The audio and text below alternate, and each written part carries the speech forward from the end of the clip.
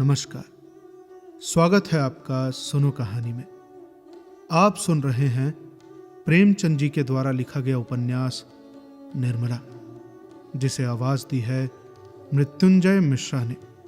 यदि आपने इसके पहले के भाग नहीं सुने हैं तो मेरा आपसे अनुरोध है कि पहले के भाग जरूर सुन के आए। तो आइए सुनते हैं कहानी में आगे। भाग 11। कृष्णा के विवाह के बाद सुधा चली गई, लेकिन निर्मला मैके में ही रह गई। वकील साहब बार बार लिखते थे, पर वो न जाती थी। वहां जाने को उसका जी ही न चाहता था। वहां कोई ऐसी चीज न थी जो उसे खींच ले जाए।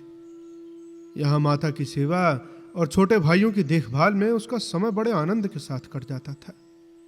वकील साहब खुद आते तो शायद वहां जाने पर राजी हो जाती, लेकिन इस विवाह में मोहल्ले की लड़कियों ने उनकी वो दुर्गत की थी कि बेचारे आने का नाम ही न लेते थे। सुधा ने भी कई बार पत्र लिखा, पर निर्मला ने उससे भी हीले हवाले किए। आखिर में एक दिन सुधा ने नौकर को साथ लिया और स्वयं आधम की। जब दोनों गले मिल चुकी तो सुधा ने कहा, तुम्हें तो वहां जाते मानो डर लगता है। निर्मला, हाँ बहन, डर तो लगता है।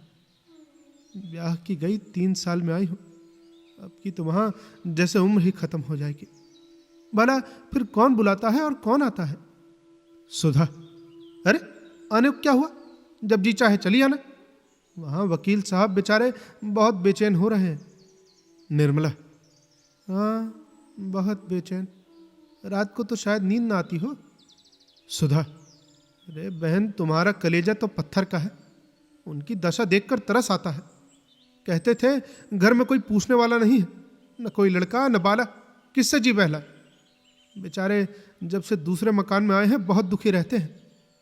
निर्मला, अरे लड़के तो ईश्वर के दिए 2 हैं। अरे उन दोनों की तो बड़ी शिकायत करते हैं।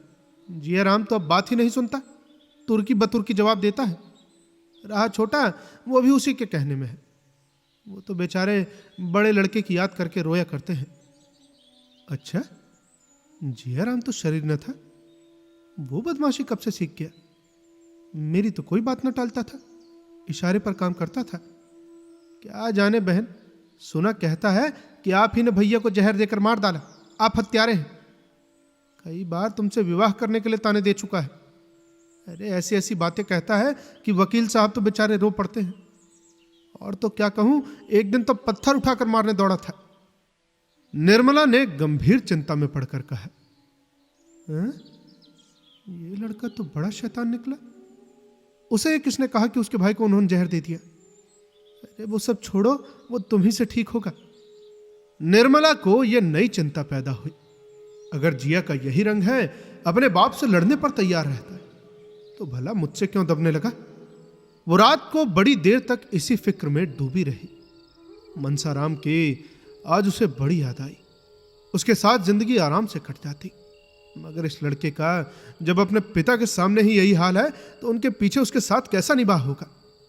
घर हाथ से निकल ही गया, कुछ न कुछ कर्ज अभी सर पर सवार होगा ही, और फिर आमदनी का ये हाल। अरे ईश्वर ही बेड़ा पार लगाए। आज पहली बार निर्मला को बच्चे की फिक्र पैदा हुई। इस बेचारी का न जाने क्या हाल होगा। ईश्वर ने यह विपत्ति से डाल दी। अरे मुझे तो इसकी जरूरत न थी, जन्म ही लेना था तो किसी भाग्यवान के घर जन्म लेती। बच्ची उसकी छाती से लिपटी हुई सो रही थी। माता ने उसको और भी चिपटा लिया, मानो कोई उसके हाथ से उसे छीन लिए जाता है। निर्मला के पास ही सुधा की चारपाई भी थी। निर्मला तो चिंता सागर में गोता खा रही थी, और वहीं सुधा मीठी नींद का आनंद उठा रही थी। क्या उसे अपने बालक की फिक्र सताती है? अरे मृत्यु तो बूढ़े और जवान का भेद नहीं करती। फिर सुधा को कोई चिंता क्यों नहीं होती? उसे तो कभी भविष्य की चिंता से उदास नहीं देखा। सहसा सुधा की नींद खुल गई। उसने निर्मला को अभी तक जागते देखा तो बोली, अरे अभी तक तुम सोई नहीं? नींद ही नहीं आती। आंखें बंद कर लो, आ जाएगी। मैं तो चारपाई पर आते ही मर सी जाती हूँ। वो जागते भी हैं तो खबर नहीं होती। न जाने मुझे क्यों इतनी नींद आती है। शायद कोई रोग है। निर्मला, हाँ, बड़ा भारी रोग है। इसे राज रोग कहते हैं। डॉक्टर साहब से कहो दवा शुरू कर दे। सुधा, अरे तो आखिर जाग कर क्या सोचूं? कभी कभी मैके की याद आ जाती है तो उस दिन जरा देर में आंख लगती है।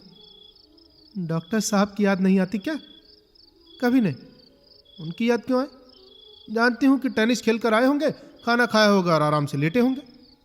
निर्मला, लो, सोहन भी जाग गया।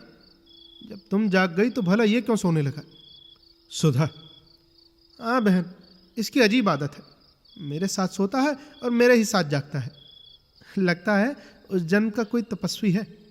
देखो, इसके माथे पर तिलक का कैसा निशान है। बाहों पर भी ऐसा ही निशान है। जरूर कोई तपस्वी है।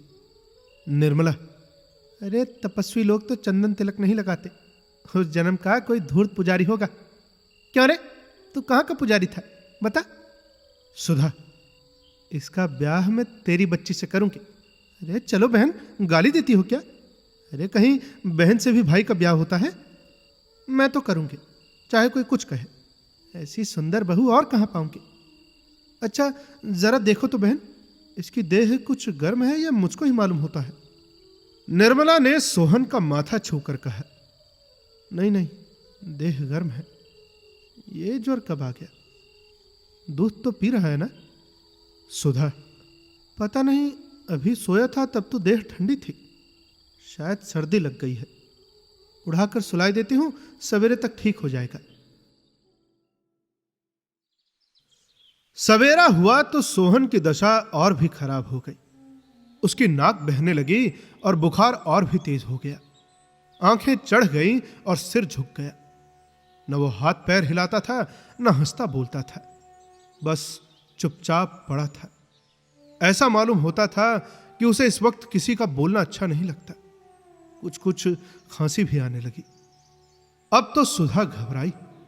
निर्मला की भी राय हुई कि डॉक्टर साहब को बुला लिया जाए, लेकिन उसकी बूढ़ी माता ने कहा कि डॉक्टर हकीम साहब का यहां कुछ काम नहीं। साफ तो देख रही हूं, बच्चे को नजर लग गई है।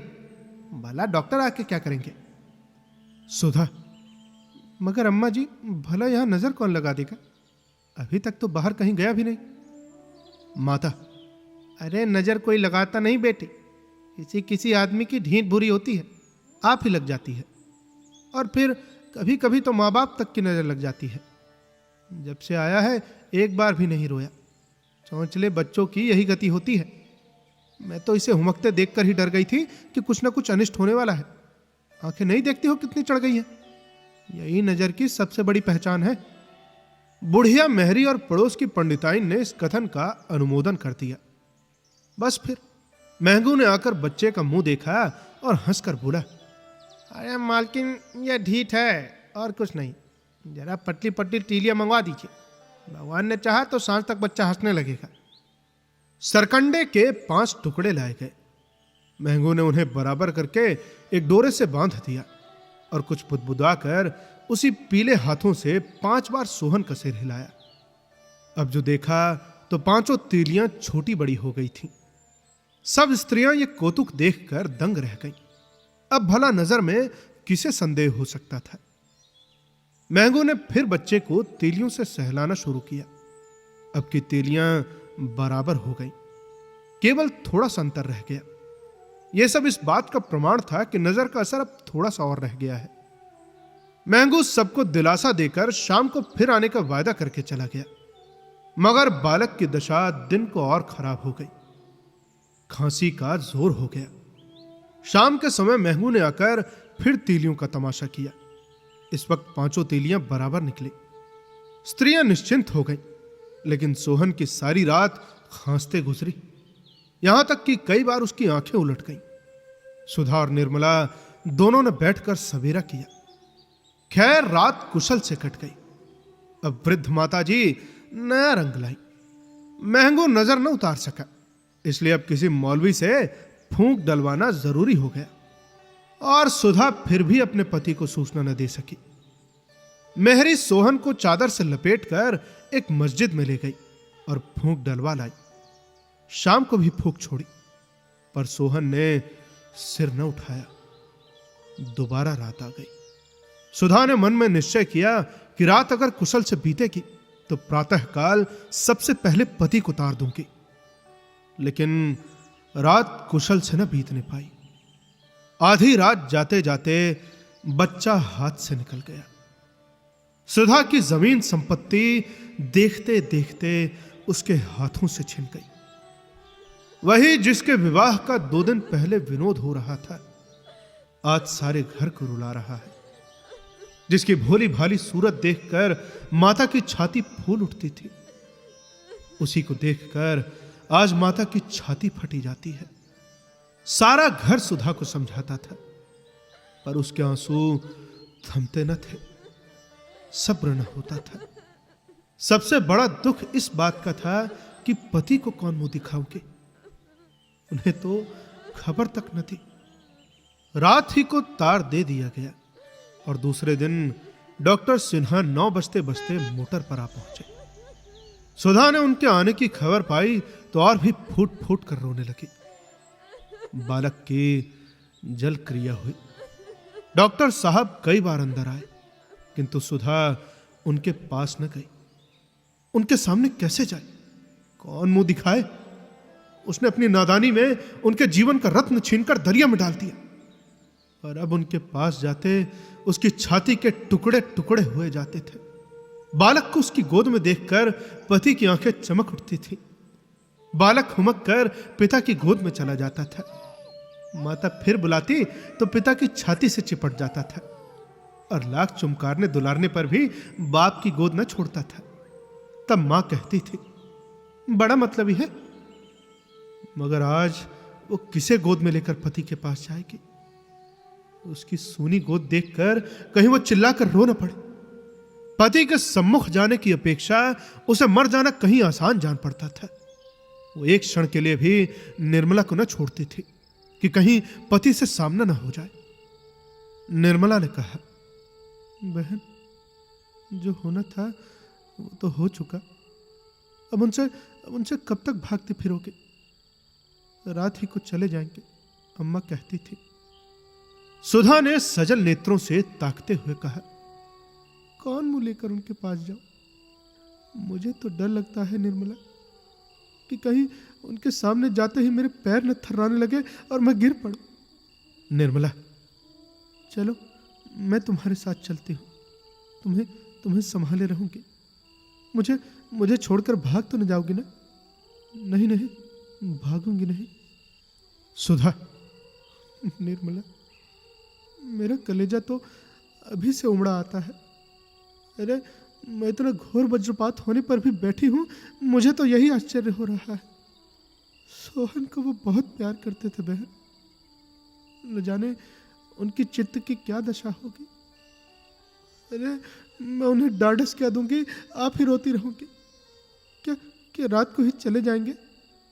निर्मला, हाँ, अम्मा जी तो कहती थी कि छुट्टी नहीं ली है। दोनों सहेलियां मर्दाने कमरे की ओर चली, लेकिन कमरे के द्वार पर पहुंचकर सुधा ने निर्मला को विदा कर दिया। अकेली कमरे में दाखिल हुई। डॉक्टर साहब घबरा रहे थे कि न जाने सुधा की क्या दशा हो रही है। भांति भांति की शंकाएं मन में आ रही थीं। जाने को तैयार बैठे थे, लेकिन जीना चाहता था। जीवन शून्य सा मालूम होता था। मन ही मन कुढ़ रहे थे, अगर ईश्वर को इतनी जल्दी ही ये पदार्थ देकर छीन लेना था तो दिया ही क्यों था। उन्होंने तो कभी संतान के लिए ईश्वर से प्रार्थना न की थी।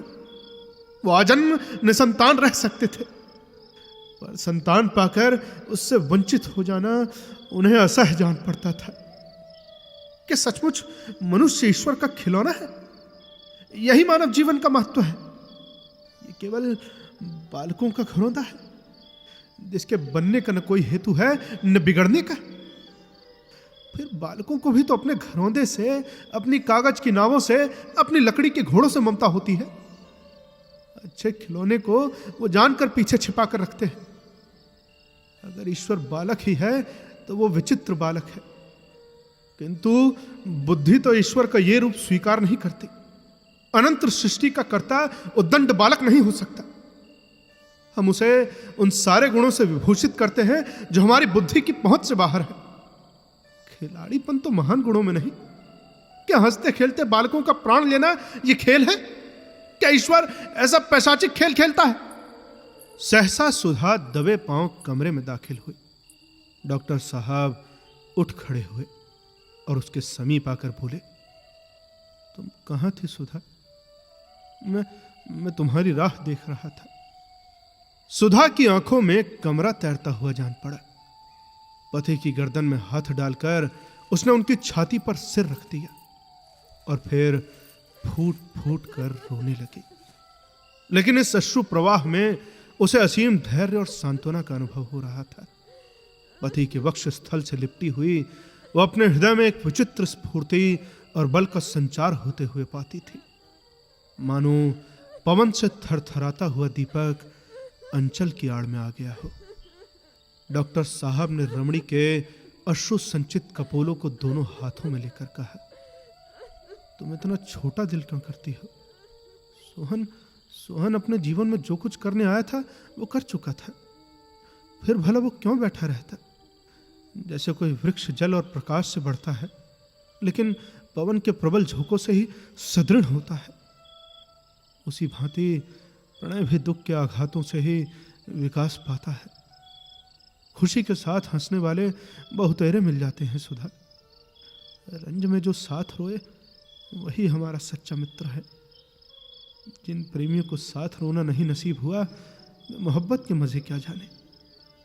सोहन की मृत्यु ने आज हमारे द्वैत को बिल्कुल मिटा दिया। सच कहूं तो आज ही हमने एक दूसरे का सच्चा स्वरूप देखा है। सुधा ने सिसकते हुए कहा, मैं नजर के धोखे में थी। हाय, तुम तो उसका मुंह भी न देख पाए। न जाने इस सदियों से इतनी समझ कहां से आ गई थी। जब मुझे रोता देखता तो अपने कष्ट भूलकर मुस्कुरा देता। तीसरे ही दिन मेरे लाडले की आंखें बंद हो गई। अरे मैं तो कुछ दवा दर्पण भी न करा पाई। ये कहते कहते सुधा के आंसू फिर उमड़ आए। डॉक्टर सिन्हा ने उसे सीने से लगाकर करुणा से कांपती हुई आवाज में कहा, प्रिय, आज तक कोई ऐसा बालक या वृद्ध न मरा होगा जिससे घर वालों की दवा दर्पण की लालसा पूरी हो गई हो। सुधा, निर्मला ने मेरी बड़ी मदद की। मैं तो एक आध झपकी ले भी लेती थी, पर उसने बेचारी ने एक बार भी आंखें नहीं झपकाई। रात रात लिए बैठी या टहलती रहती थी। उसका एहसान कभी न भूलूंगी। क्या तुम आज ही जा रहे हो? छुट्टी लेने का मौका न था। सिविल सर्जन शिकार खेलने गया हुआ था। ये सब हमेशा शिकार ही खेला करते हैं। राजाओं को और कौन काम है। मैं तो तुम्हें आज न जाने दूंगी। जी तो मेरा भी नहीं चाहता सुधा। तुम मत जाओ ना, तार दे दो। मैं भी तुम्हारे साथ चलूंगी। निर्मला को भी लेती चलूंगी। सुधा वहां से लौटी तो उसके हृदय का बोझ हल्का हो गया था। पति की प्रेमपूर्ण कोमल वाणी ने उसके सारे शोक और संताप का हरण कर लिया था। प्रेम में असीम विश्वास है, असीम धैर्य है और असीम बल है। जब हमारे ऊपर कोई बड़ी विपत्ति आ पड़ती है तो उससे हमें केवल दुख ही नहीं होता, हमें दूसरों के ताने भी सहने पड़ते हैं। जनता को हमारे ऊपर टिप्पणियां करने का वो सुअवसर मिल जाता है जिसके लिए वो हमेशा बेचैन रहती है। इधर मनसाराम क्या मरा, मानो समाज को उन पर आवाजें कसने का बहाना मिल गया। भीतर की बातें भला कौन जाने। प्रत्यक्ष बात तो यही थी कि ये सब सौतेली मां करती है। चारों तरफ यही चर्चा थी। ईश्वर न करे लड़कों को सौतेली मां से पाला पड़े। अरे जिसे अपना बना बनाया घर उजाड़ना हो, अपने प्यारे बच्चों की गर्दन पर छुरी फेरनी हो, वो बच्चों के रहते हुए अपना दूसरा ब्याह करे। अरे ऐसा तो कभी नहीं देखा कि सौत के आ जाने पर घर तबाह न हो गया हो। वही बाप जो बच्चों पर ध्यान देता था, सौत के आते ही उन्हीं बच्चों का दुश्मन हो जाता है। उसकी तो मति ही बदल जाती है। अरे भाई, ऐसी देवी ने जन्म ही नहीं लिया जिसने सौत के बच्चे को अपना समझा हो। किंतु मुश्किल यह थी कि लोग टिप्पणियों पर संतुष्ट न होते थे। कुछ ऐसे सज्जन भी थे जिन्हें अब जियाराम और सियाराम से विशेष स्नेह हो गया था। वे दोनों बालकों से बड़ी सहानुभूति प्रकट करते थे।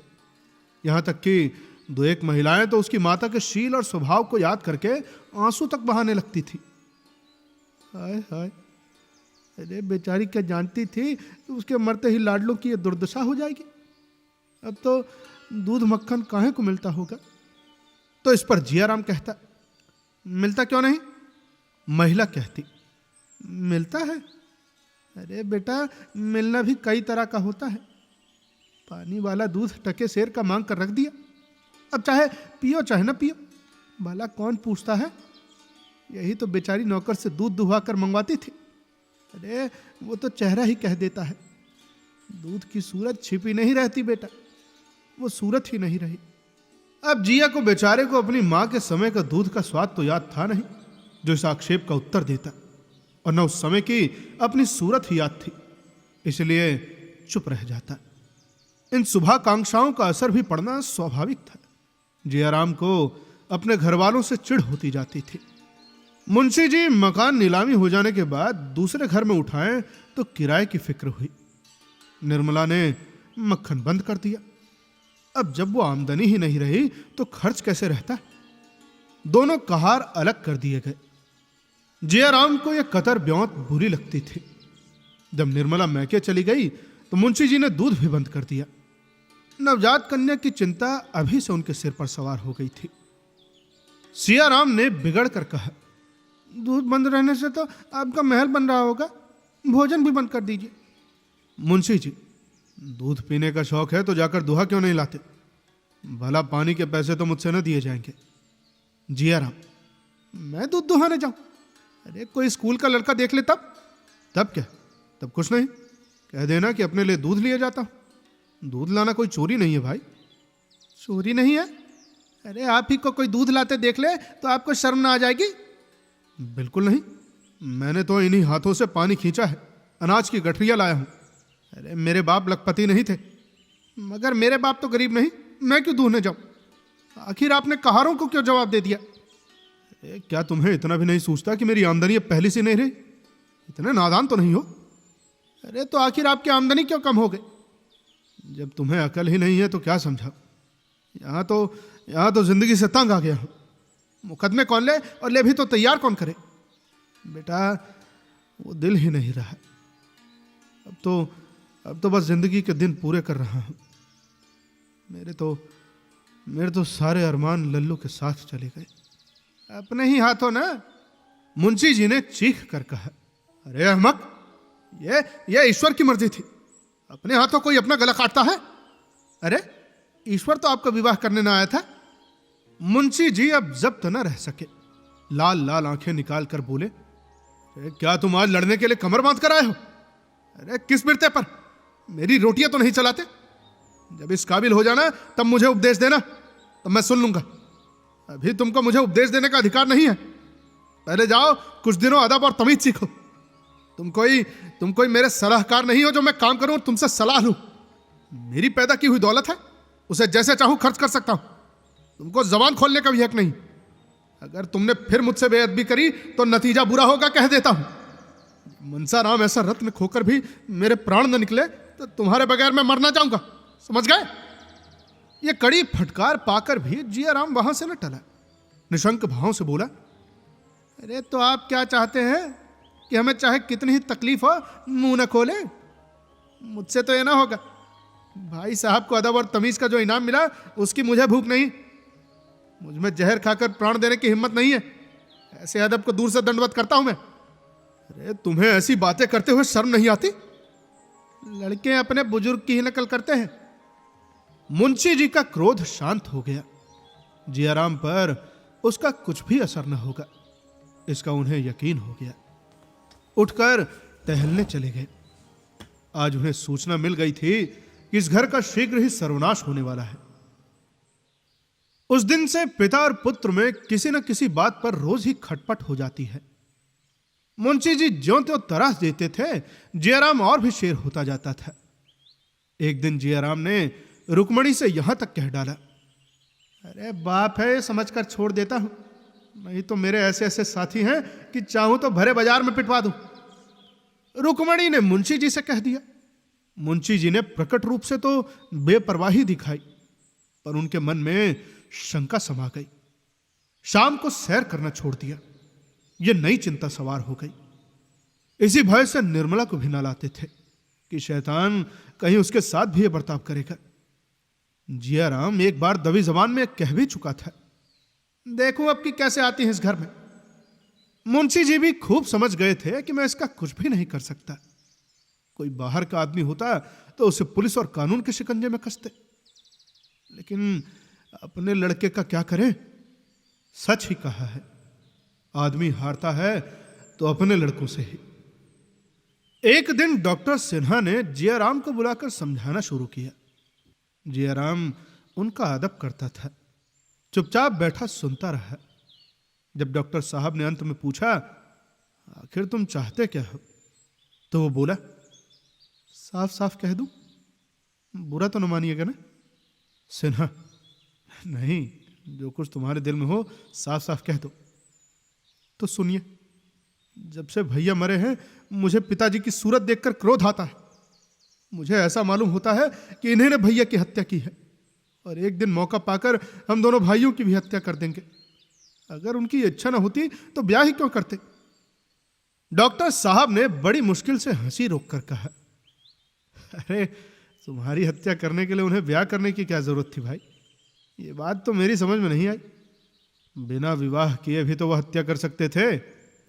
जियाराम, कभी नहीं, उस वक्त तो उनका दिल ही कुछ और था। अरे हम लोगों पर जान देते थे वो, अब तो मुंह तक नहीं देखना चाहते। अरे उनकी तो यही इच्छा है कि उन दोनों प्राणियों के सिवा इस घर में और कोई न रहे। अब जो लड़के होंगे उनके रास्ते से हम लोगों को हटा देना चाहते हैं। यही उन दोनों आदमियों की दिली मंशा है, हमें तरह तरह की तकलीफें देकर भगा देना चाहते हैं। इसीलिए तो आजकल मुकदमे नहीं लेते। हम दोनों भाई आज मर जाए तो फिर देखिए कैसे बाहर होती है। डॉक्टर, अरे अगर तुम्हें भगाना ही होता तो कोई इल्जाम लगाकर घर से निकाल न देते। जियाराम, इसके लिए तो पहले से ही तैयार बैठा हूं। अच्छा, सुनूं तो जरा कि क्या तैयारी करे बैठे हो। जियाराम, जब मौका आएगा देख लीजिएगा। यह कहकर जियाराम चलता हुआ। डॉक्टर सिन्हा ने बहुत पुकारा, पर उसने फिर कर देखा भी नहीं। इसके बाद कई दिनों के बाद डॉक्टर साहब की जियाराम से फिर मुलाकात हो गई। डॉक्टर साहब सिनेमा के प्रेमी थे और जियाराम की तो जान ही सिनेमा में बसती थी। डॉक्टर साहब ने सिनेमा पर आलोचना करके जियाराम को बातों में लगा लिया और अपने घर लाए। भोजन का समय आ गया था। दोनों आदमी साथ ही भोजन करने बैठे। जियाराम को वहां भोजन बहुत स्वादिष्ट लगा। बोला, मेरे यहां तो जब से महाराज अलग हुआ खाने का मजा ही जाता रहा। बुआ जी तो पक्का वैष्णव भोजन बनाती हैं, मैं तो बस जबरदस्ती खा लेता हूं। पर सही बताऊं, खाने की तरफ ताकने को जी नहीं चाहता। डॉक्टर, भाई मेरे यहाँ तो जब घर में खाना पकता है तो इससे कहीं स्वादिष्ट होता है। अच्छा, तुम्हारी बुआ जी तो प्याज लहसुन न छूती होंगी ना। हाँ साहब, उबाल कर रख देती हैं। लाला जी को इसकी परवाह नहीं कि कोई खाता है नहीं, इसीलिए तो महाराज को अलग किया। अगर रुपए नहीं है तो गहने कहाँ से बनते हैं। डॉक्टर, ऐसी बात नहीं है जियाराम, उनकी आमदनी यहाँ सचमुच बहुत कम हो गई है। तुम उन्हें बहुत दिक्कत करते हो। मैं उन्हें दिक्कत करता हूँ? मुझसे कसम ले लीजिए जो कभी उनसे बोलता हूँ। मुझे बदनाम करने का तो उन्होंने बीड़ा उठा लिया है। बेसबब बेवजह पीछे पड़े रहते हैं, यहाँ तक कि मेरे दोस्तों से भी उन्हें चिढ़ है। आप ही सोचिए, दोस्तों के बगैर कोई जिंदा रह सकता है? मैं कोई लुच्चा नहीं हूं कि लुच्चों की सोबत रखूं, मगर आप दोस्तों ही के पीछे मुझे रोज सताया करते हैं।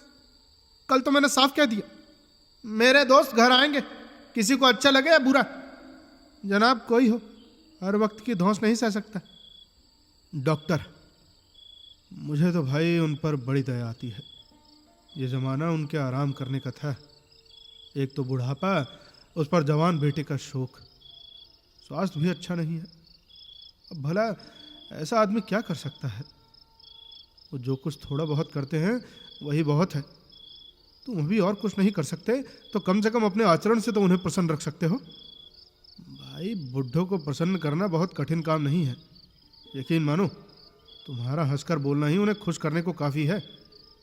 अब भला इतना पूछने में तुम्हारा क्या खर्च होता है? बाबूजी, आपकी तबीयत कैसी है? वो तुम्हारी उद्दंडता देखकर मन ही मन कुढ़ते रहते हैं। मैं तुमसे सच कहता हूँ, मुझसे तो कई बार रो चुके हैं। चलो मान लो कि उन्होंने शादी करने में गलती की है, इसे तो वो भी स्वीकार करते हैं, लेकिन तुम अपने कर्तव्यों से क्यों मुंह मोड़ते हो? वो तुम्हारे पिता हैं, तुम्हें उनकी सेवा करनी चाहिए। एक बात भी ऐसी मुंह से न निकालनी चाहिए जिससे उनका दिल दुखे। उन्हें यह ख्याल करने का मौका ही क्यों देते हो कि सब मेरी कमाई खाने वाले हैं, बात पूछने वाला कोई नहीं। मेरी उम्र तुमसे कहीं ज्यादा है जियाराम, पर आज तक मैंने अपने पिताजी की किसी बात का जवाब नहीं दिया। वो आज भी मुझे डांटते हैं तो सिर झुकाकर सुन लेता हूं। जानता हूं कि वो जो कुछ कहते हैं मेरे भले के लिए ही कहते हैं। अब भला माता पिता से बढ़कर हमारा हितैषी और कौन हो सकता है? उसके ऋण से कौन मुक्त हो सकता है? जियाराम बैठा रोता रहा। अभी उसके सद्भावों का संपूर्णतः लोप न हुआ था। अपनी दुर्जनता उसे साफ नजर आ रही थी। इतनी ग्लानि उसे बहुत दिनों से न आई थी। रोकर डॉक्टर साहब से कहा, डॉक्टर साहब, मैं बहुत लज्जित हूं, दूसरों के बहकाने में आ गया। अब आप मेरी जरा भी शिकायत न सुनेंगे। आप पिताजी से मेरे अपराध क्षमा करवा दीजिए। मैं सचमुच बड़ा अभागा हूं। उन्हें मैंने बहुत सताया। उनसे कहिए ना कि मेरे अपराध क्षमा कर दे। नहीं मैं कहीं मुंह में कालिख लगाकर कहीं निकल जाऊंगा, डूब मरूंगा। डॉक्टर साहब अपनी उपदेश कुशलता पर फूले न समाये, जियाराम को गले लगाकर विदा किया। इधर जियाराम जब घर पहुंचा तो 11 बज गए थे। मुंशी जी भोजन करके अभी बाहर आए थे। उसे देखते ही बोले, जानते हो क्या बजे हैं? 12 का वक्त है। जियाराम ने बड़ी नम्रता से कहा, वो डॉक्टर सिन्हा मिल गए थे, उनके साथ उनके घर तक चला गया। उन्होंने खाने के लिए जिद की तो मजबूरन खाना पड़ा, इसी से देर हो गई। डॉक्टर सिन्हा से दुखड़े रोने गए होंगे या और कोई काम था? जियाराम की नम्रता का चौथा भाग उड़ गया। बोला, दुखड़े रोने की मेरी आदत नहीं है। हाँ, जरा भी नहीं। तुम्हारे मुंह में तो जबान ही नहीं है। मुझसे जो लोग तुम्हारी बातें करते हैं वो गढ़ा करते होंगे। और दिनों की तो मैं नहीं कहता, लेकिन आज डॉक्टर सिन्हा के यहाँ मैंने ऐसी कोई बात नहीं की जो इस वक्त आपके सामने न कह सकूं। बड़ी खुशी की बात है भाई, बेहद खुशी हुई मुझे सुन के। तो फिर आज से गुरु दीक्षा ले ली है क्या? जियाराम की नम्रता का एक चतुर्थांश और गायब हो गया।